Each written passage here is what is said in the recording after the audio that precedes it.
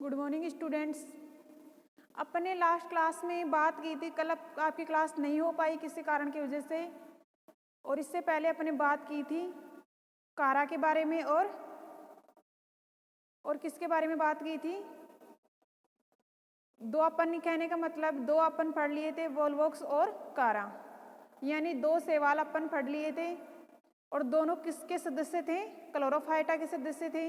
अब तीसरा सदस्य है क्लोरोफाइटा का ही सदस्य। किसका सदस्य है? क्लोरोफाइटा का सदस्य है, लेकिन इसका डिवीजन क्लोरोफाइटा ना होकर क्राइसोफाइटा होगा। क्या होगा? क्राइसोफाइटा होगा। देखो, स्मिथ ने और फ्रिस दो वैज्ञानिक थे। इन्होंने जो शैवाल का वर्गीकरण था, दो वैज्ञानिक थे, फ्रिस एंड स्मिथ। इन्होंने शैवाल का वर्गीकरण किया तो स्मिथ ने शैवालों को 7 डिवीजन में बांटा। कितने डिवीजन में बांटा? 7 डिवीजन में बांटा। जबकि फ्रिस ने कितने क्लास में बांटा? 11 में। कितने क्लास में बांटा? 11 में। लेकिन आपके सिलेबस में फ्रिस का क्लासिफिकेशन नहीं है, सिर्फ है स्मिथ का। अब स्मिथ ने जो फ्रिस के 11 क्लास थे, कहने का मतलब 11 डिवीजन थे, उनको चेंज करके कितने डिवीजन में बना दिया? 7 डिवीजन में बना दिया। इसलिए स्मिथ का क्लासिफिकेशन यानी 4 क्लास का क्या हो गया? डिफरेंट हो गया। अब ये 4 क्लास हैं, इस 7 डिवीजन के अंदर अरेंजमेंट हैं। तो जैसे ही वुचेरिया है, ये क्लोरोफाइटा का सदस्य है, लेकिन इन चारों क्लासों को इसमें मिक्स किया गया है एक क्लास को, इसलिए इसका डिवीजन क्या हो जाएगा? क्राइसोफाइटा। क्राइसोफाइटा क्या हो जाएगा? डिवीजन हो जाएगा। उसके बाद क्लास की बात करते हैं तो जेंतोफाइसी। कौन सी होगी? जेंतोफाइसी। उसके बाद है ऑर्डर की बात करते हैं तो ऑर्डर हो जाएगा हेट्रोसाइफोफोनेल्स। हेट्रोसाइफोफोनेल्स ऑर्डर हो जाएगा। उसके बाद है इसकी फैमिली, वो वुचेरियसी हो जाएगी। और उसके बाद अपन बात करते हैं जीन्स की, तो वो हो जाएगा वुचेरिया। लेकिन यहाँ पे जैसे अपन बात कर रहे थे कारा और वोल्वोक्स की तरह, लेकिन उसमें कारा और वोल्वोक्स वो पर्टिकुलर किसके सदस्य हैं? क्लोरोफाइटा के सदस्य हैं, यानी क्लोरोफाइसी क्लास के सदस्य हैं। क्यों? अब ये जो वुचेरिया है वो फ्रिस की तो क्लास और जो स्मिथ का है डिवीजन, ये मिक्स करके दोनों को एक क्लास बनाई है। तो यहाँ पे क्लास तो रह गई जेंतोफाइसी, यानी क्लास तो किसकी रह गई? फ्रिस की रह गई। और जो डिवीजन है वो क्लोरोफाइटा की जगह क्या रख दिया? क्राइसोफाइटा। क्योंकि फ्रिस के अकॉर्डिंग ले रहे हैं अपन, इसको समझते हैं स्मिथ के क्लासिफिकेशन में क्लास है फ्रिस की, तो फ्रिस की है तो उसके अनुसार ही उसका डिवीजन होना चाहिए। फ्रिस की क्या है? क्लास रखी है वुचेरिया में, स्मिथ के क्लासिफिकेशन में। तो फिर फ्रिस की क्लास रखी है, उसके अकॉर्डिंग फ्रिस का ही क्या रखेंगे? डिवीजन रखेंगे। और फिर डिवीजन रखेंगे तो फ्रिस का ही क्या रखेंगे? ऑर्डर रखेंगे। और फ्रिस का ही फिर जीन और स्पीसीज, तो वो इसके अनुसार होती हैं, जो शैवाल होता है उसके अनुसार। तो सबसे पहले इसका क्लासिफिकेशन देखते हैं, वर्गीकरण। तो डिवीजन क्या होता है इसका? डिवीजन होता है क्राइसोफाइटा। देखो, ये टर्म तो लगेंगे, पीछे फाइटा है, ये तो लगेंगे, लेकिन जो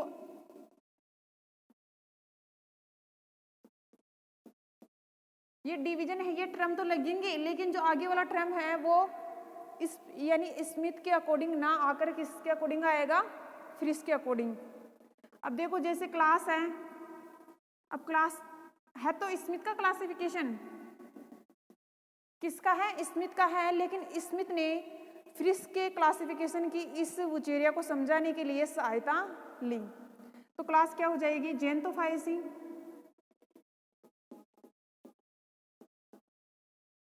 क्लास क्या हो जाएगी? जेंतोफाइसी।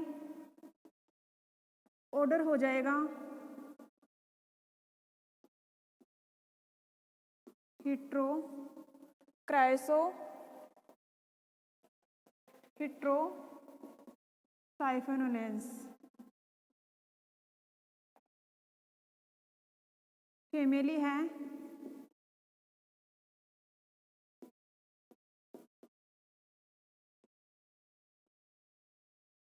एसी और फिर जीन्स है वुचेरिया।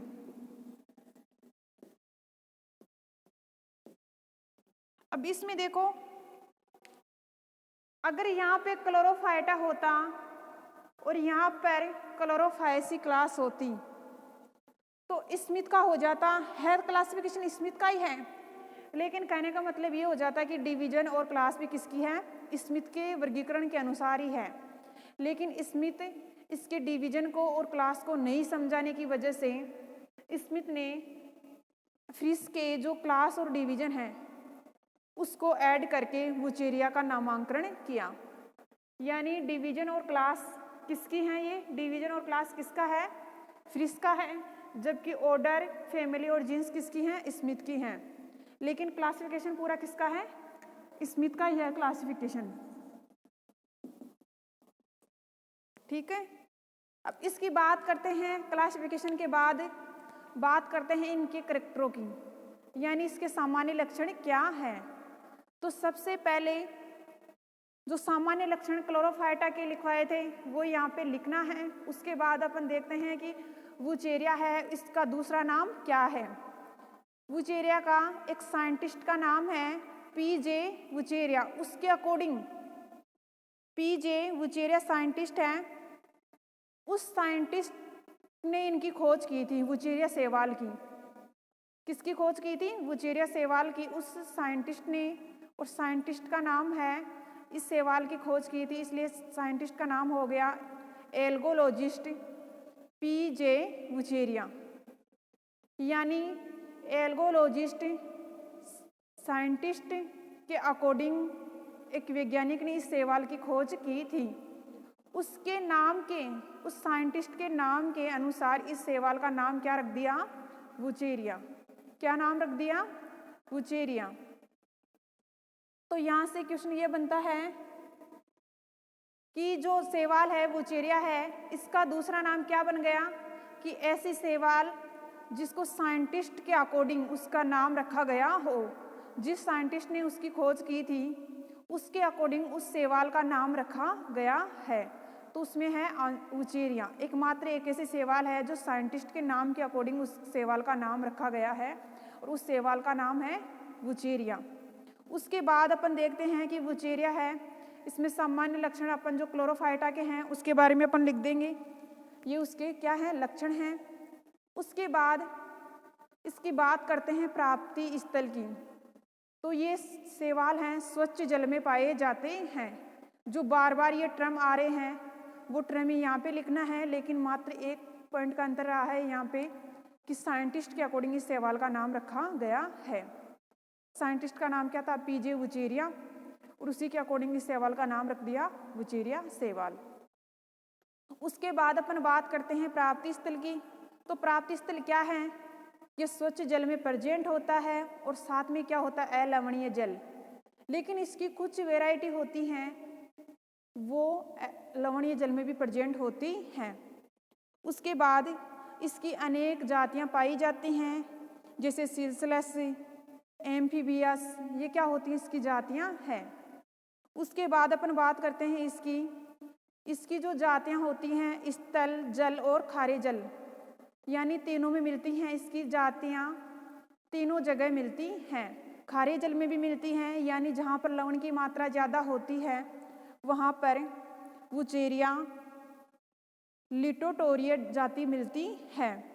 लिटोटोरिया जाति मिलती है खारे पानी में, जहाँ लवण की मात्रा ज़्यादा प्रेजेंट होती है।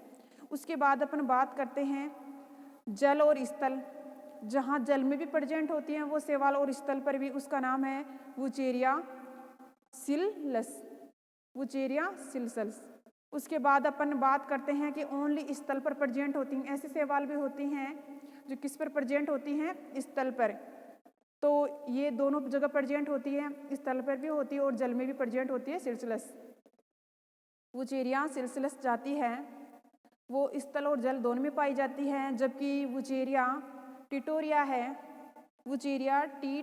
है वो सिर्फ खारे पानी में प्रेजेंट होती है। इसके बाद अपन बात करते हैं थैलस स्ट्रक्चर की। वुचेरिया का जो थैलस स्ट्रक्चर होता है वो किस प्रकार होता है।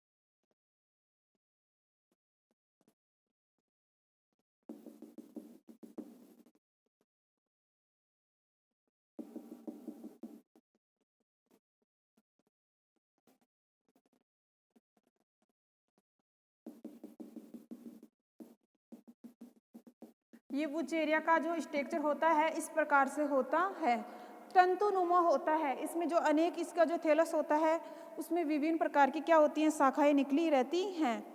लेकिन इस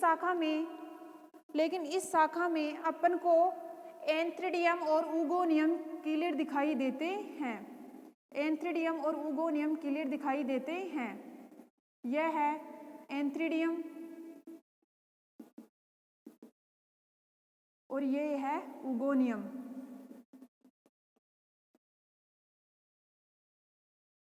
एंथ्रिडियम और उगोनियम क्लियर दिखाई देते हैं।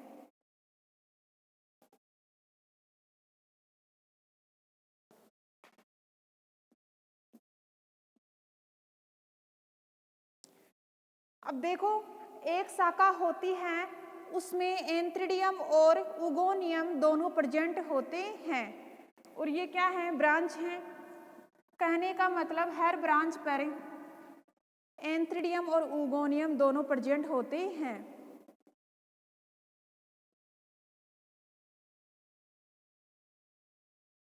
ये वुचेरिया की जो स्ट्रक्चर है वो तंतुनुमा होती है और यहाँ पे आपको उगोनियम और एंथ्रिडियम दोनों एक ही शाखा पर प्रेजेंट होते हैं। तो ये वुचेरिया की थैलस की क्या हो गई, स्ट्रक्चर हो गई। स्ट्रक्चर के बाद अपन बात करते हैं वुचेरिया में जनन की, यानी वुचेरिया में जनन किस प्रकार होता है। लेकिन जैसे ही इस थैलस को अपन देखते हैं टीएस काट कर तो किस प्रकार की अपन को संरचना दिखाई देती है। जैसे इस थैलस को अपन काटते हैं, ये पूरी क्या है, बॉडी स्ट्रक्चर बोल सकते हैं या थैलस बोल सकते हैं या वुचेरिया की संरचना।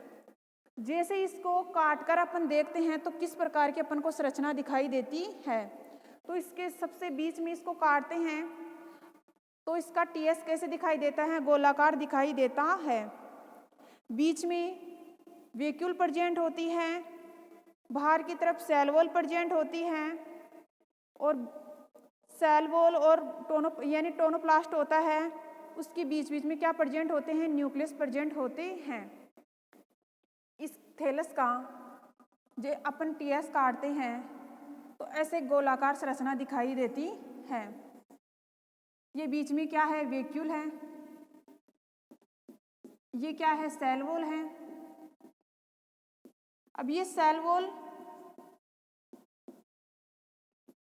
अब इसमें क्या होती हैं, बीच में क्या होती है, इस शेप को बोलते हैं टोनोप्लास्ट।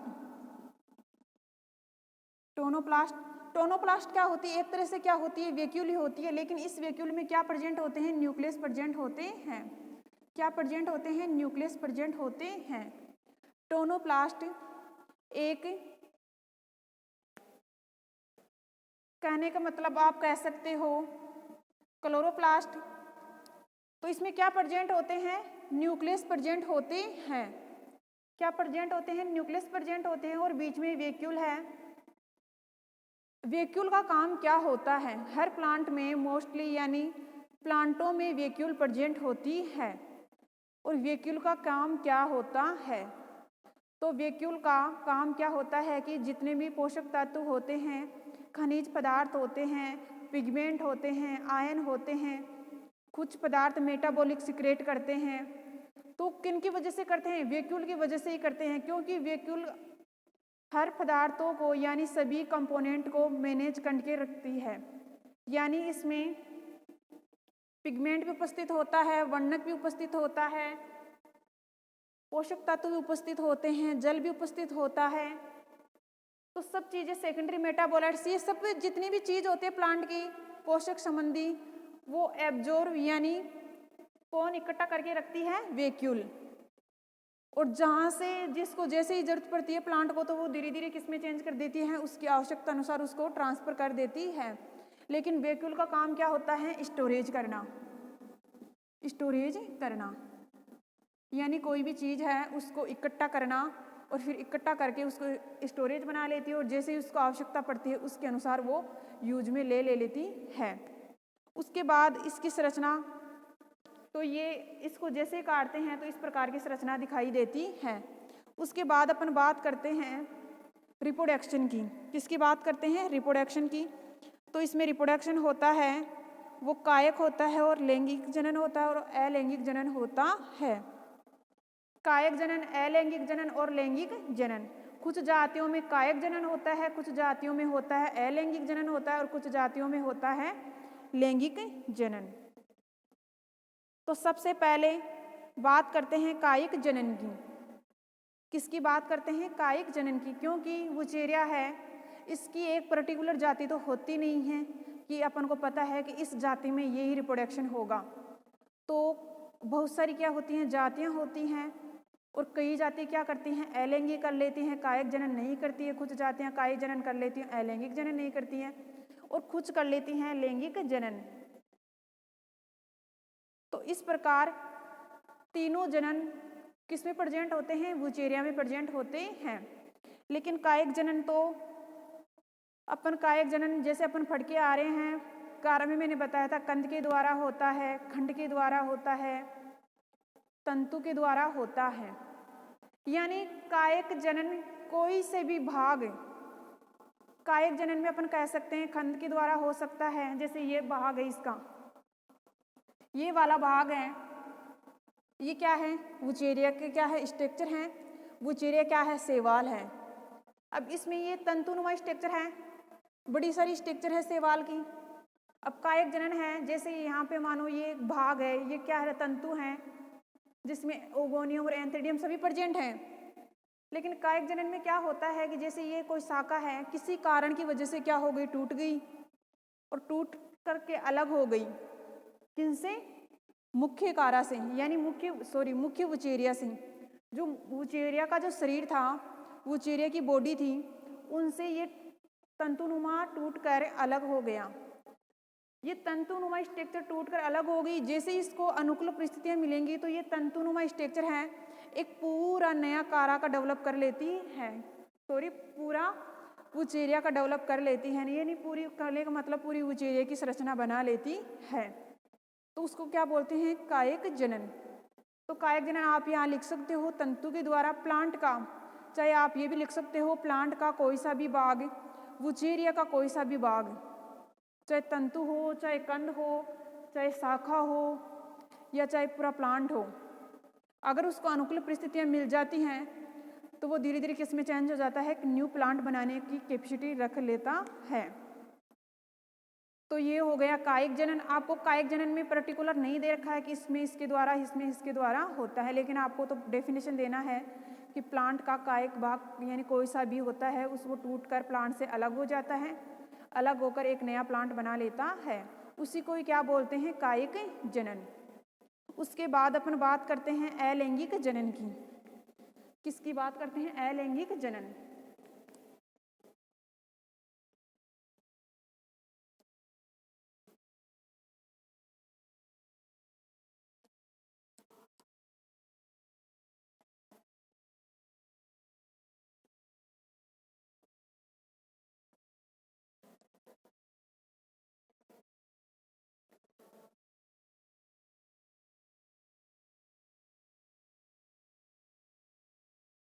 अलैंगिक जनन है तो इसमें क्या होते हैं, अलग अलग प्रकार से होता है अलैंगिक जनन। जैसे चल बीजाणु हैं उनके द्वारा अलैंगिक जनन होता है। चल बीजाणुधानी है उसमें चल बीजाणु का विकास होता है। देखो कोई भी चीज़ होती है जहाँ पे धानी का टर्म आ जाता है तो उसका मतलब क्या होता है, उसके अंदर वो बीजाणु बन रहे हैं। तो इसमें सबसे पहले किसका निर्माण होता है, चल बीजाणु के द्वारा अलैंगिक जनन। चल बीजाणु के द्वारा अलैंगिक जनन का। अब अलैंगिक जनन है प्रारंभ कैसे होता है, ये चल बीजाणु धानी। चल बीजाणु क्या है, एक धानी है। चल बीजाणु क्या है, एक धानी है, यानी एक थैलेनुमा संरचना है। इसके अंदर बहुत सारे क्या प्रेजेंट हैं, चल बीजाणु हैं।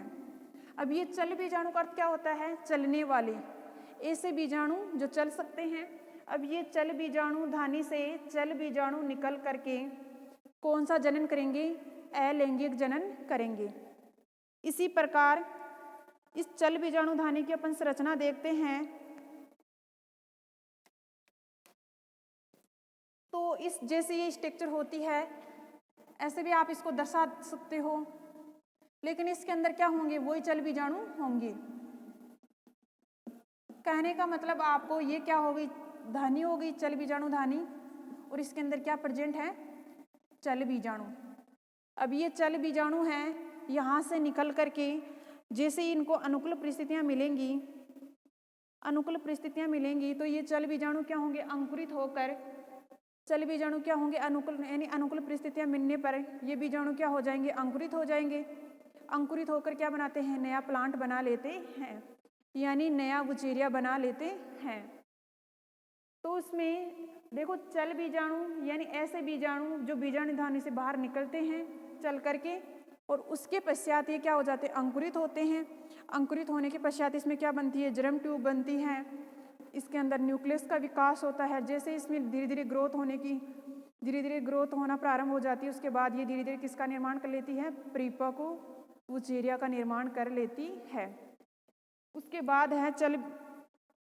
बाद अपन देखते हैं कि चल बीजाणु धानी है उसकी संरचना कैसे होती है। चल बीजाणु धानी है उसका जो आकार होता है वो किस प्रकार का होता है। उसके बाद अपन बात करते हैं चल बीजाणु है, जो ये चल बीजाणु है इनकी साइज कैसी होती है, कैसे अपन को दिखते हैं। तो कहने का मतलब अपन नेक्स्ट क्लास में पढ़ेंगे अलैंगिक जनन। ठीक है।